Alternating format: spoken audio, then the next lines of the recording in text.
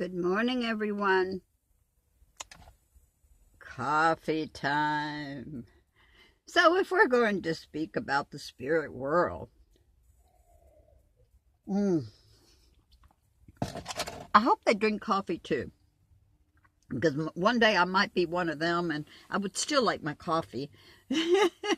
Anyway, if we're going to talk about the spirit world, I thought I'd make it kind of eerie looking. Okay. Now, my experience, I was 18. I was pregnant with my first child, and my husband and I had moved to Michigan, Sault Ste. Marie, Michigan, where he was stationed at Kinchlow Air Force Base, which is no longer a base there, but that's what it was all them years back. Anyway, we had rented a house in a fairly nice neighborhood, but way older home. And we were there a couple of months. And one day I went to open the pantry door, and it just kind of like playing tug of war with me. I mean, I'm trying to open it and it's trying to shut it. And I couldn't think, what the heck is going on? Let it go. Went back, tried to open it again. No problem. Opened right up. I thought, that is really weird. Why was it doing that? So this happened a couple of more times. Not quite like that, but I'd open it and leave it open and it would be shut. And I'm going, what the heck? So I told my husband about it, and he kind of laughed at me. He says, you and your grandmother, I said, no, there's something not right here. I mean, just not right. I can feel it. He says, no, it's your imagination. Okay, maybe it was, I was young, I was pregnant, and who knows. So anyway, a few weeks later, he went to open the pantry door, and it did the same thing to him. And he looked shocked, and I was in the kitchen when that happened. So I kind of laughed because I said, see, I wasn't lying. I told you the truth. And he said, now that is strange. There's no spring. There's nothing. There's no reason why this thing should be playing tug of war with me. I said, well, I don't know either, but I'm fixing to find out.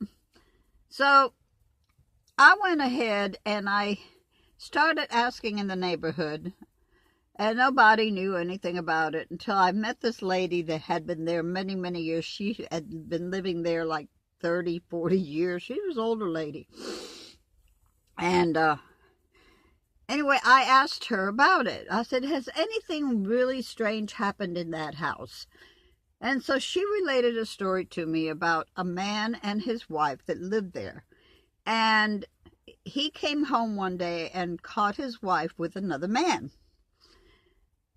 Well, he killed the man. The cops came, they arrested him, but they could not find his wife. I mean, they could not find her anywhere. So he was put in jail. He was tried, convicted, went to prison. They never found the wife. They kept on thinking, well, maybe she took off because she was scared and she was in hiding and what have you. They had no idea what was going on. But they could not find her. So let's go forward several more years. The house was sold, and the couple that bought the house decided that they were going to build the pantry. See, the pantry wasn't there, it was just a wall. So they wanted to fix the wall because it was kind of old from my understanding. I don't know. Anyway, so they went to tear the wall down so that they could rebuild that wall, make it stronger so they could put shelves and all in it and make a pantry out of it. Well, in doing so, there was a skeleton inside. And it was his wife. He had killed her. Now, whether he had killed her and put her in there, or knocked her out and put her in there, or was she still alive, nobody knows. But that's what had happened. Well, in finding that out, I realized that the spirit did not realize that it was actually dead. It was still alive as far as its spirit was concerned. So I went home and I told my husband the story, and he's kind of like, yeah. I said, look, I'm going to do what my grandmother always told me to do, and that's try to send the spirit where it belongs because it's lost. So I proceeded a few days later to talk to it, to let it know that it was dead. It was no longer alive. I told the spirit what all had happened, about her husband being in jail, that he could never harm them again, and that she needed to go, and she needed to go to the light. She needed to find peace in her life because she was okay now. It was all over with. I don't know if it was my words, because this is not exactly how I said it, but this is how I'm relating it. But I never felt it again. I never felt it again. It never did that to me again. So I might have sent it where it had to go. But I'm glad that I was able to. I'm glad that I was gifted with that ability. And so, guys, my story. Anyway, I love all of you. Peace. I know you can't see it very well.